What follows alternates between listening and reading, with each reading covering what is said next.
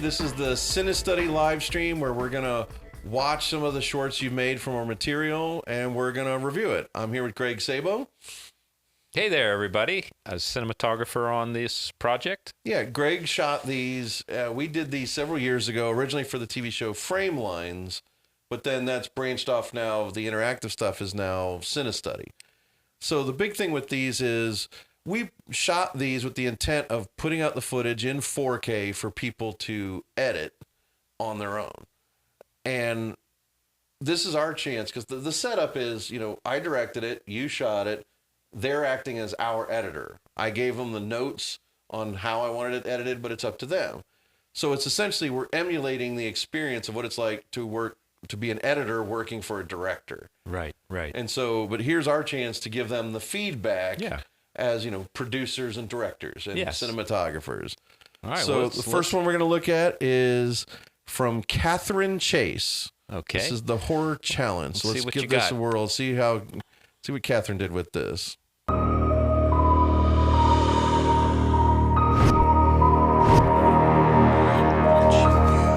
I like this. She's using like jump cut stuff and sound with it. Yeah, she's doing sound design. She's adding digital zooms. She's got some jump cuts and a little bit of... she's adding blurs and the light the digital zooms. And she's using some of the GoPro stuff we shot. Not many people use the GoPro footage. Okay, so that's cut nice as a sequence.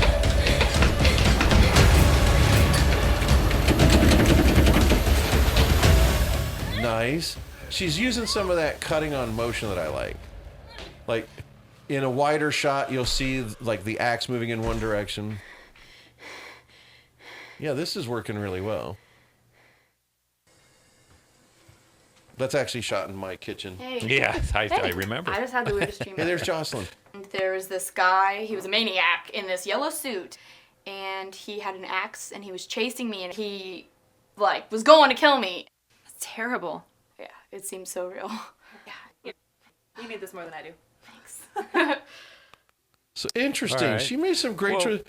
So what did you think mostly about her choices? Well, what I liked right off the bat is I liked how it felt actiony. So she used the digital zooms, the little bit of effects, and jump cuts to move it along. And she built drama. She built excitement, you know. Yeah, I thought the action scene pacing worked really well with what Catherine did there. Yes. She had a really good sense of, she cut on motion. Yes. Like characters moving from one direction from shot to shot. There was a connection to when someone's reaching. There was like the next shot continued some form of that action. Yes. I thought she did very well. The sound design really worked well. When she did the jump cuts, she emphasized them with a little bit of sound design. The sound is good. My only advice, I would have just kept it up. What happened was, after they got in the room where he was, going to take the axe to her, it slowed down. She quit using the effects. Yes. And I don't know. I would have carried it through the whole thing, including the kitchen scene. I mean, you got it going. Well, I disagree with that only because she separated the dream from reality. Right. So by not using it in reality, you could sense it was a dream. But like you said, if it has to stay consistent throughout the whole dream to keep for that effect to be effective, you have to keep it so that the dream feels separated. And I think what I mean by the dream is like the waking up in the bed. Mm-hmm. Those effects there, and then you could stop it right to the point, right at the kitchen, and then slow it down. There you go. Yeah. So now we have another version. This one, they gave it a name, Rosemary's Dream, and this is by Don Shane. All right, Don, here we go. Let's see what you got for us, Don. I like the name. Rosemary. I like that he named the character. We didn't name her. It's pretty smart. Oops, good sound. I also like that he's using the depth in the foreground like that. Hear the music? Yeah, the music's solid. Now, see, that's scary. He's building tension really well. Yes. It's by being very slow. It's a slow pace, but the music draws it out. Oh. Very good editing right there. Yeah. And see the desaturation here now. Yep. He pulled color out. Yep. So he did some color grading on this too. He did some real work on the sound here too. Yeah, he's got. I mean, hear the knock on the glass. Oh, he also used it right because we had the crew in that shot. Yeah, he cut right to it. Where Cut she's, right when her head was moving. You could see the now crew. the close up here on the hands on the. I haven't seen that yet. And then the strike. Boom. Nice. Cut right to her waking up. I think he did some ADR on the girl. I think he added some ADR to her breathing and like scary sounds. And look how long he's carrying her getting out of bed. See, you know, it's not just like that. Oh, right to the teapot. Close up. Hey, I just had the weirdest dream ever. I was in this warehouse and there was this maniac in a yellow suit. See, this I think is a little bit of a chasing me mistake. with an axe. She's describing too much of the dream. So We weird, just but saw it's it. so real. The audience doesn't need to hear that No again. matter what I could do, I just couldn't get away. And finally, we went up these stairs, and he had the axe, and he was about to do me in, and then I woke up. See, to me, that was redundant to tell the story of what we just saw. I need this more than I do. I did like how it was cut, though. I did like how it was cut. Overall, I thought it was pretty solid. I mean, it's very good. I thought everything up into the kitchen Uh-huh. was fantastic. Once you got to the kitchen, Yeah. I don't want to hear her tell me the story we just saw. Yeah. And it's one of those things that separates reality. In reality, you would tell somebody the dream you just had. But in a movie, the audience has just seen it. You don't need to retell it. Right, but she's telling it to that other character. But what do we gain from hearing it again as an audience? Oh, we gain an extra 30 seconds in the film. Which is not a good thing. So let's see another one we got here. This one is from Laksh Aditya. And it says, my first time editing a short film. Okay, so first time editor. First time ever, so we're going to go easy on you. All right, this is good. This is what it's all about. How else do you learn? Again, using that shot that nobody ever uses this shot. Night stuff, foreground, and it cuts right into that perfectly.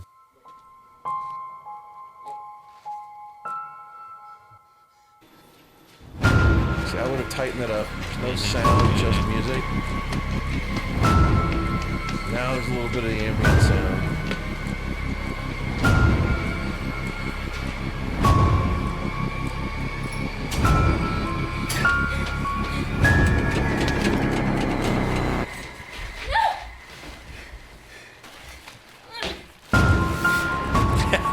You got to cut there because Okay. it was too slow. My first ever blender shot.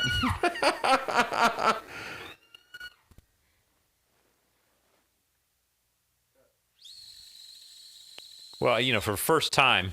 For first time, there's a lot of good decisions here. Yeah, I mean, yeah. the shots are in the right order. The only thing I would recommend is lopping off the heads and tails of every single shot. Right. That's the thing. This is If sort it of was- like you get your rough cut here. This is the rough cut. Tighten it up. Because I think they have the right shots in the right order. Mm-hmm. The only thing missing is they needed tightened up. They needed to be shorter. All of them needed to be a lot shorter. And same mistake here. Yeah, we're holding on a Hearing the wide whole- shot here. Yeah. On the wide shot the whole time, and we're hearing the story again. But overall, again, not bad choices at all. I don't remember the scene going that long. And then the next one, we have a version of this from Eric. I like the music. Music is really good. I like this shot. Yep.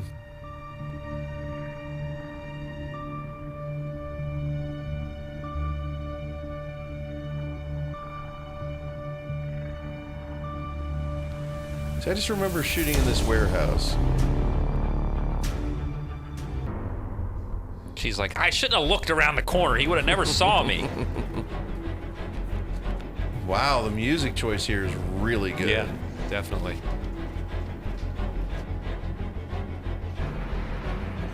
I would have thrown in some screams in there or some grunts or something. Yeah. There's not enough of the ambient sound. The music is a little loud.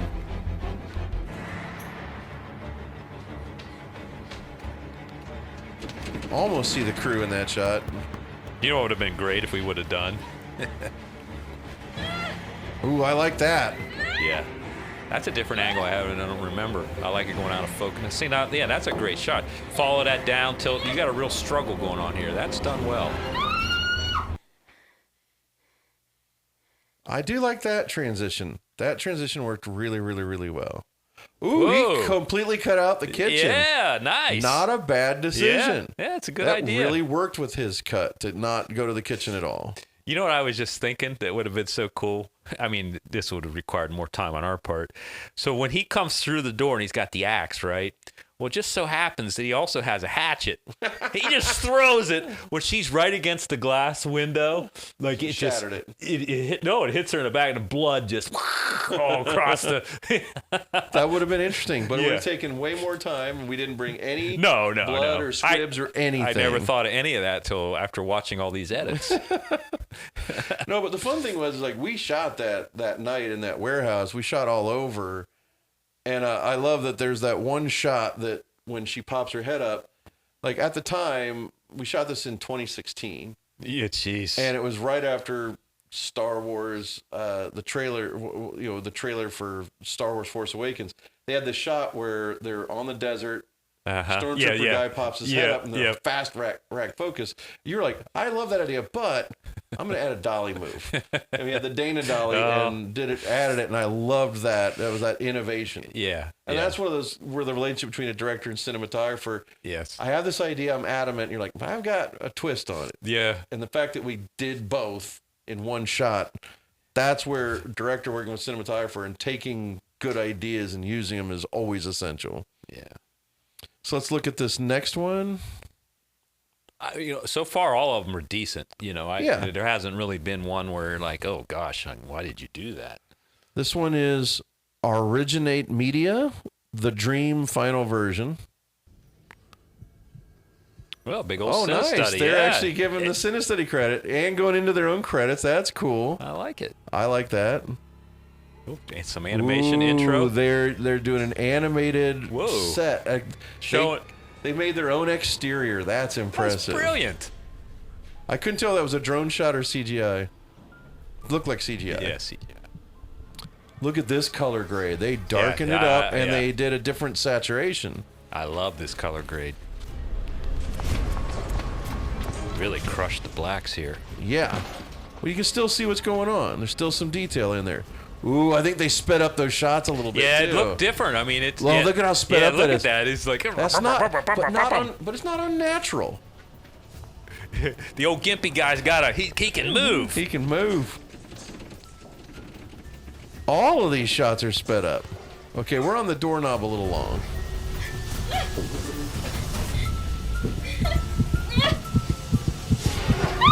So the other thing I would have liked here, some of those close-ups we saw in the other edit. Well, he's moving this thing along quick. Is this sped up too? Even we're getting out of bed sped up. Now it was all sped up because now it's normal. I was in this warehouse. And So that's interesting. I think he made some really interesting choices here. he was chasing me. Yeah, it's a different take that we have not seen. We've not seen. I think the sped up wasn't necessarily bad. No. It got on the verge of being too much in the sped up. On the verge. Like some shots, it was definitely Well, almost you cartoonish. needed that on the GoPro stuff because On the we GoPro? the GoPro's so wide, it helps to have something. I mean, do Yeah, something if you with compress it. the time there, it helps. Yeah. But overall, I thought there was a pretty good edit there. Yeah. I liked the choice of it. I thought the color grade was an interesting choice. Yes.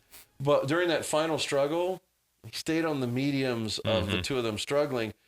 That could have had 4 times the number of shots by going in and out of those close-ups that we had. Yes. And the different focus would have just amped up the tension of increase the pace of the edit to meet the moment of the end. Of demise. Agreed. So this one is from someone calling themselves Shifty.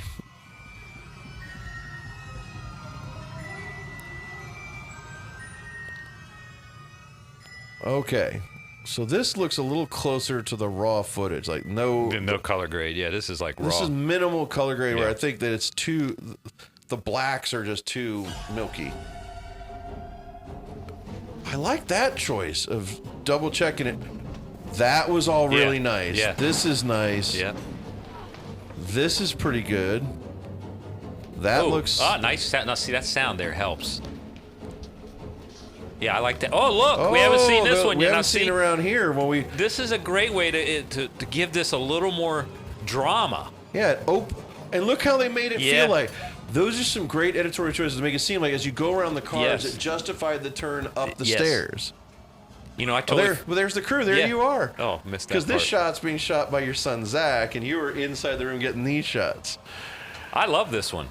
I like the close-up there. I like the close-up there a lot. Oh, nice. See? Got a little bit of axe movement, the axe movement. This has much real more drama. tension. Yes, and that was beautiful. I mean, that paid off.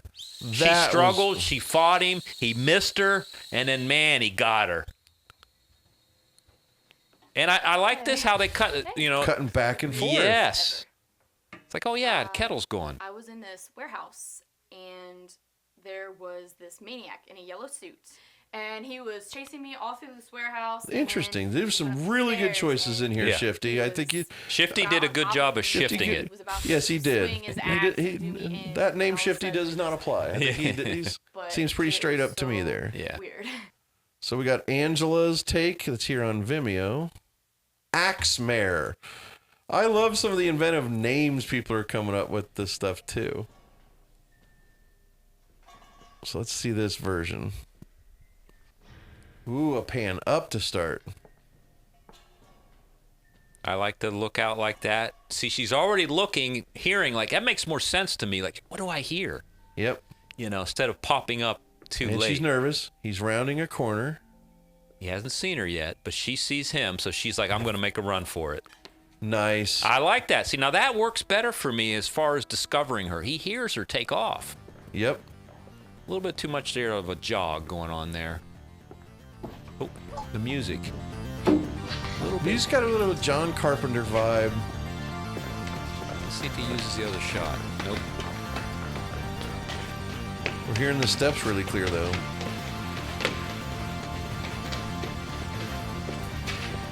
Oh, I can see you in the reflection. And I can see you right there. Oh, stop it. Nobody would really know. That's the best part. That's the thing, when you have that much out of focus, they might not know that's a camera crew. See, the struggle's a little too... So he's using the close-ups, but because they're taking so long in the shots, I don't feel the tension here like I should. Well, the music's not helping.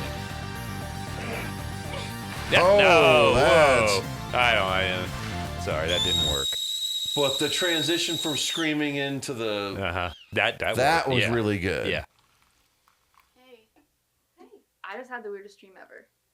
I was in this warehouse, and there was this maniac in a yellow suit, and we should have had her drenching in sweat. Me, and it's like, no matter what I could do, I just couldn't get away from this. Hindsight is always 20/20. There was some good things that other people haven't done, and then there was a few things that to me it didn't work. But it's always 20/20. There was some good things that other people haven't done, and then there was a few things that to me it didn't work. But it's still creative. Again, there were some really interesting creative decisions. I think with some tweaking, that edit could become really usable. Like that could be a really good edit if they tightened up a couple shots, a little less of kind of like the lingering wider shots. Yeah, sits on the wide shots a little too long. Well, just some tightening up of the shots, and definitely the stuff with the axe was that was a little bit out of sequence. That didn't work. I didn't feel any tension when they're in that room with the axe. Yeah, when he's about to get because you got to figure out how to create that tension in edit. The edit is where that tension could have been. If half the shots were removed entirely, and the shots that are left were cut in half, then that scene would have had a lot more tension to it. So now we have Once Upon a Dream by Daniel Guerrero. Let's see what you got, Daniel. Nice. Starts with the dream. Ooh, digital zoom. Set it up as a dream sequence right off the bat. Yep. So we could, theoretically, that could be more like a Freddy Krueger thing. Interesting music choice. Her running is what cues him now.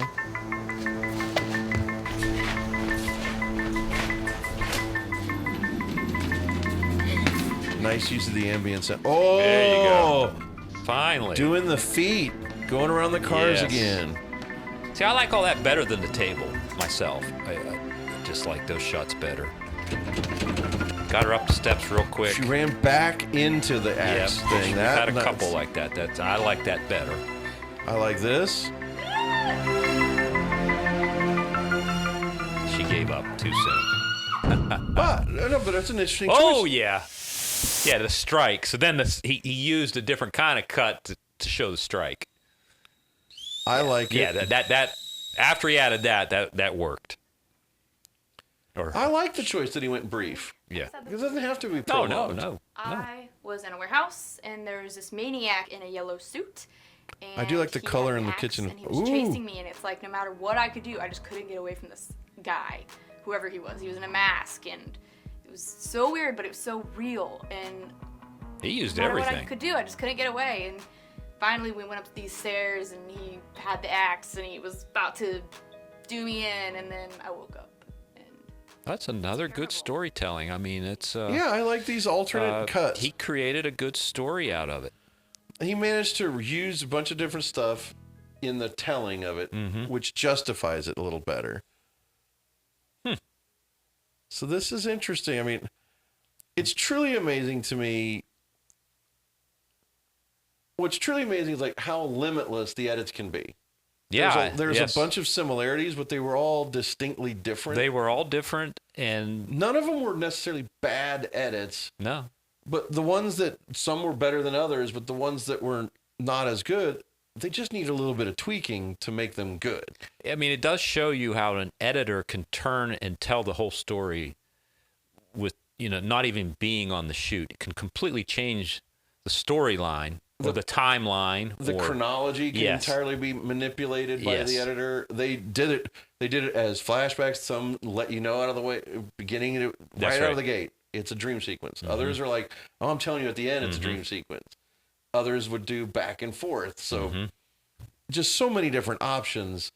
It just blows my mind that people are out there using this footage and learning. Because again, the intent of Cinestudy is always to be kind of a balancing act. Because there are inner city schools and rural schools that don't have media classes. Whereas kind of the richer suburbs, they have film and video classes in high school. And this is put out there. The real reason we did this was to help people that otherwise don't have the option to learn filmmaking, to give them tools, to give them footage to play with. Yeah. And seeing that it's out there and being used like this is absolutely amazing. It is amazing because, I mean, I know for myself, it's hard to get a whole story of footage to be able to play with to learn, Yeah. If you're even just learning how to use a specific piece of software. My favorite thing from when we did this through Framelines and Cinestudy was one of the editors for Entertainment Tonight in Canada was like, man, I've been editing this TV show and this stuff, and I've been wanting to edit a narrative piece. And when you put this horror thing out, it finally gave me good footage, high quality 4K footage to edit something with. And he was so happy. He said, thank you. And he made his banner, his edit timeline on Twitter. Nice. It was just so cool to see people all over.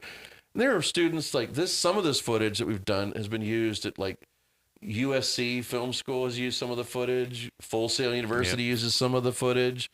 NYU is not, but Harvard Extension has used this. Nice. So people in Harvard will use this footage in their editing classes. Just blows my mind that this is out there and being used like this. And so we've got something special. Yes, we do. So what we want to do right now is we're going to do a giveaway of an LED light that we have from one of our, giveaways to do. Yeah.